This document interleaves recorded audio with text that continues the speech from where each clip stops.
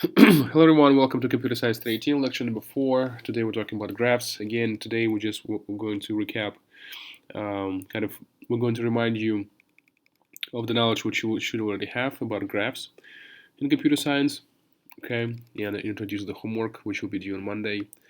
So historically, that's where the graphs were coming from, okay, so we have 7 bridges problem, okay, so like back in the day, there was a mathematician in Russian. Well, no, it's like Königsberg, German city, which is now is Russian Kaliningrad. But anyway, so there was a park, and there were like 4 islands, A, B, C, D. Okay, and we have bridges between them. And kind of the idea was, the question was, is it possible to start from any island, A, B, C, or D, from anywhere? Is it possible to cross all bridges exactly once, or not? So, for example, if I go from A to C like this, and then from C to A, okay, that's fine. Then coming back over here from A to D, okay, from D to C, that's okay. So now across 4, okay, now coming from C to B, and now the question is, how can I cross this one and this one without crossing this one, right? So that didn't really work, okay. The answer to this question is no. It is impossible. Okay, theoretically impossible, no matter how hard you try. Okay, of course, in computer science, we don't really care about the islands and the bridges. We care about the graphs. Okay, so that's the graph representation of the same problem. Okay, so A has 3 bridges, 1, 2, 3. Okay, now C has how many? 1, 2. So 2 to A, right? From C to D, from C to B, 2 bridges. From B to D, from C to D. Okay. Again, so is it possible to, so starting from any vertex, okay, vertex is the dot, right? So vertices are the dots, and these lines are called edges. Starting from any vertex, is it possible to cross each edge exactly once? Okay. Is it possible to traverse the graph, which means cross every edge, to cross every edge exactly once without crossing any of the edges, without traversing any of the edges twice? Okay, so if you try to do that, you won't be able to, no matter how hard you try, no matter where you start. Okay, so the whole idea was, it was analyzed by mathematicians. Okay, and kind of here's the conclusion.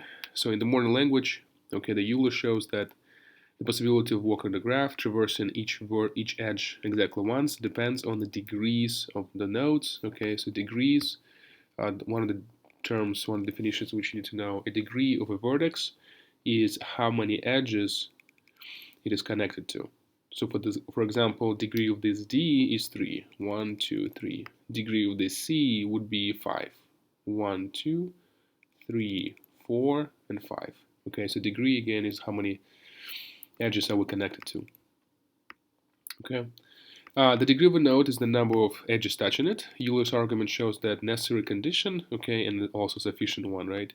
So basically, what's needed to be possible is graph connected needs to have exactly 0 or 2 vertices with odd degree, okay? So that is the rule. If you want this to be possible, your graph needs to have either 0 vertices with odd degree, with odd edges, right? Or 2 vertices with odd edges. That is the conclusion. Okay, here how many do we have? We have 4 vertices, and if you look at them, each one of them has an odd degree. Okay, so again, in order for the whole problem to be solved, you need to have either 0 or 2. Here you have 4, right? So that's mathematically why it's impossible to solve. You can go ahead and read this. The whole analysis is pretty nice to see how they do that. Sorry. Okay, so what is a graph?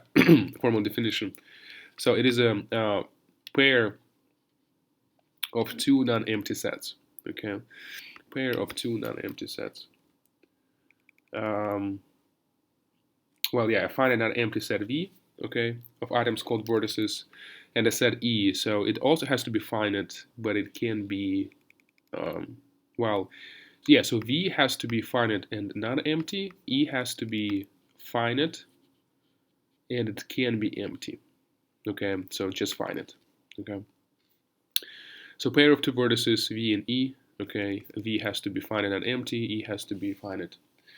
Okay, V is called the set of vertices. E is called the set of edges. Okay, graphs are useful in modeling and solving real-world problems. For example, the problem to find the least number of flights between the two cities. Okay, so if you're flying from, let's say, we're here in Atlanta, I want to go to Seattle. Of course, it's a pretty challenging task. Okay, luckily, computer is doing everything for us.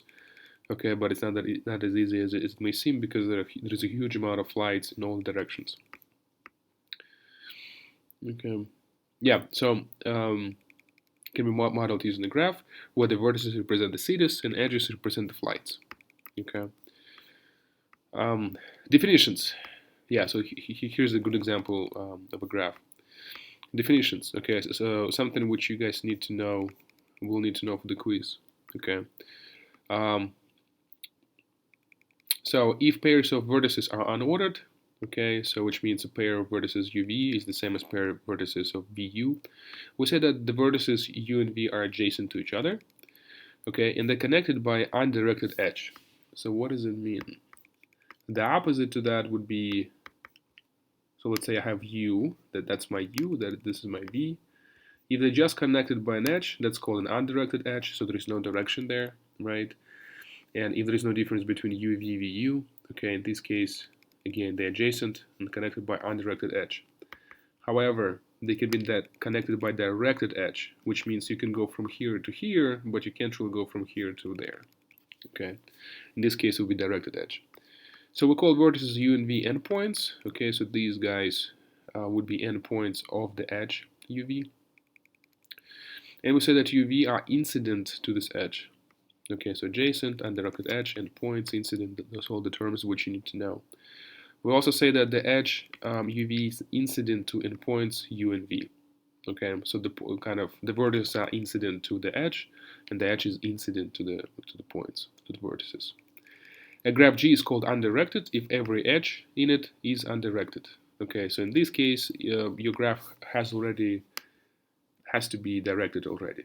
Okay, and also, of course, you can't really have like, I don't know, you can have something like this, where you have half of the edges directed and half of the edges undirected. That's not allowed. Okay, so either the whole thing has to be directed or the whole thing has to be undirected. A pair of vertices UV is not the same as VU. Okay, we say that it is UV is a directed edge. Okay, from vertex U, which is called the tail, okay, to the V, which is called the head. Okay, we also say that UV leaves U, so this edge, directed edge, leaves this guy and enters this guy. Okay, UV. Okay, so this edge leaves U and enters V. A graph whose every edge is directed is called directed graph. Directed graphs are also called digraphs. Okay, so that's just a shorter form of saying the same thing. So this would be, well, this would be nonsense, but if I do this, now it became a directed graph. Okay. Sorry. Moving on. More definitions. Directed graph. Okay, so here's an example. We have 1, 2, 3, 4, 5 vertices, okay, and some edges between them. Complete graph and a subgraph of this graph. Okay, so that is a directed graph. This is undirected. This is undirected. A complete graph. A graph is called complete when you have vertices. You have edges between any two vertices. So for any pair of vertices, you can find an edge.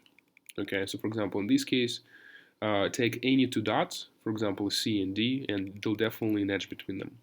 Okay, so that's called complete. That's called complete. If I remove from here any number of nodes, any number of vertices, and any number of edges, okay, in this case you will create a subgraph. Okay, basically like, set is and subset. So similar here, graph and subgraph. Of course, if you decide to remove, let's say, E, right? If you decide to remove E, that's okay, that's allowed. But in this case, you also have to remove the edge between A and E. So you just can't like point nowhere. You just can't float. That's not allowed. Okay. A degree of a vertex is the number of edges incident to it. Two vertices are called neighbors if they're adjacent. Similarly, two edges are called neighbors if they're adjacent. A loop is an edge that links a vertex to itself. Okay, so if I have a vertex, okay, and then here, for example, I have, I don't know, an edge like that, that's technically allowed, totally fine. Okay, so that would be called a loop. Okay, you might be thinking that it's useless. Why would you have that, right? But no, it's actually like that happens a lot.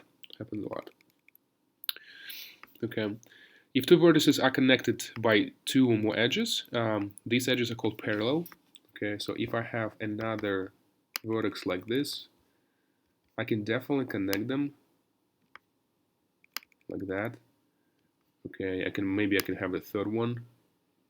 Okay, I basically have like three edges here connected to vertices. That's also totally allowed. These guys are called parallel. Okay, also it may seem useless, but now, like a lot of times, it's actually, especially if it's a directed graph, it's very important to have it. A simple graph is one that doesn't have any loops or parallel edges. Okay, so this graph is not simple. Okay, but if I have something like this, okay, then it's totally fine. For example, like that. Okay, that would be a simple graph. Keep in mind that it's also possible to have a graph like this. Okay, that's also allowed. It's also possible to have a graph like this. Okay, just one vertex, no edges at all. That's allowed as well. Moving on. In a complete graph, every two pairs of vertices are connected. Okay. A graph is called connected if there exists a path between any two vertices. Okay. So, in other words, if it's possible to go from any vertex to any vertex by traversing edges, that graph would be called connected. So here, for example, I can go from C to E, right? From C to A and from A to E. Okay. If that subgraph didn't have, for example, this edge, in this case, this graph would not be connected anymore because there is no way to get to E from any other vertex. Okay. So in other words, every complete graph is connected, but not every connected graph is complete. Okay. Subgraph. A cycle is closed path that starts from a vertex and ends at the same vertex. Okay. So a cycle is not the same thing as a loop. Okay. A loop is just one edge, and cycle is a path, right? So for example, in this graph there are no loops, but there are of course a lot of cycles. I can go from C to A, from A to E, from E to back to C, and that will be called a cycle. Okay, how to implement them, right? How to implement these graphs of Java. Okay, one of the ways of doing that would be to have a lot of arrays.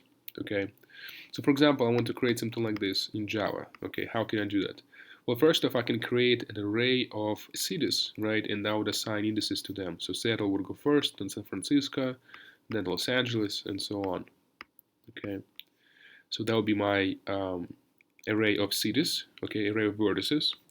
And then after that, I would have to create an array of edges. Okay, I would somehow have to represent the edges. And in this case, I would create a two-dimensional array like this. Okay. And it's going to be an array of booleans or just integers like with zeros and ones only. A 0 would represent that there is no edge, and a 1 would represent that there is an edge. Okay, so for example, let's take a look at this one. Okay, so this one means that there is an edge between Seattle, which is the 0th row, and the first column, which is San Francisco. Okay, and let's take a look. Seattle, San Francisco. Seattle, San Francisco. Okay, there is an edge. If you take a look at the diagonal, you will see that there are only zeros. That means there are no loops. Okay, and you will also find that this matrix is so-called symmetrical. Okay, so like along the main diagonal. So in matrices, let's say that is the matrix, and let's say it's squared, right? So this diagonal is called the main diagonal. This one is called supplementary, like sub-diagonal. Oh, well, actually, I'm not even sure like what it's called in English because I learned it in Russian. I don't know. Okay, but this one is the main diagonal. And what's true for this kind of matrices is that you can basically flip them.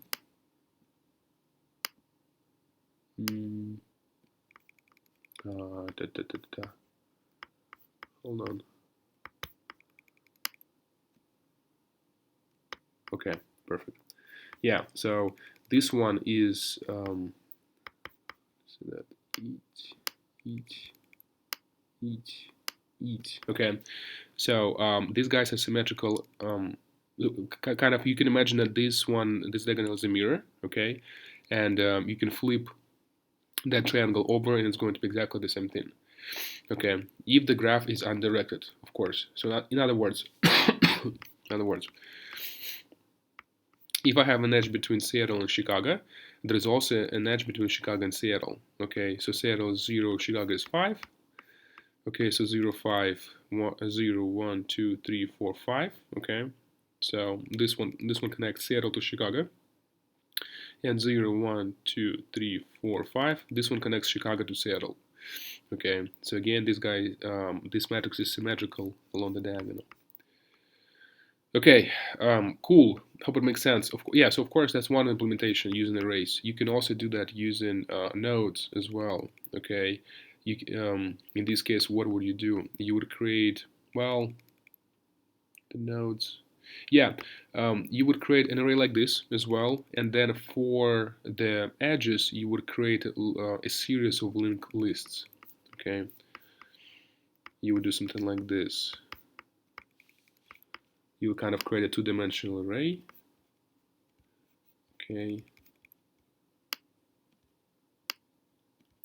So each element here represents a vertex, right? And then you would have each one of them would represent a linked list. Okay. So for example, in this case, we have a Seattle, which is connected to I can't see. Okay, so again, the first node is connected to this node, and then that node is connected to another node. Okay, and so on and so forth. Something like this. In this case, we have like 3 edges for the entire graph. Between here and here, here and here. Well, between here and here, between this one and this one as well, between this one and that one. Okay, so most likely it's going to be a directed graph in this case. Anyway, so what is your homework? Okay, you need to learn how to create graph of cities. Okay, similar to this one. Create a class in Java. Here are the methods. Okay, graph of cities, get size, get neighbors, get degree, is empty, add edge, add vertex, print edges, print vertices, delete an edge. Okay, from city to city. Of course, there are a lot of edge cases. For example, what if the graph is empty and you're trying to delete? Okay, what if you're trying to add a city which already exists? What if you're trying to add an edge which already exists? Okay, so that all needs to be taken care of, and it's completely up to you how you take care of that. Just make sure that you spell it out in the comments. Okay, design a class called graph of cities with all the methods mentioned above. Okay, and test it using I'll upload that Java file for it. Okay, take care of all the possible edge cases and errors. You can slightly modify the test code if you want to, but not delete any methods. Hope it makes sense. This homework will be due on Monday, and I'll see you guys later. Bye-bye.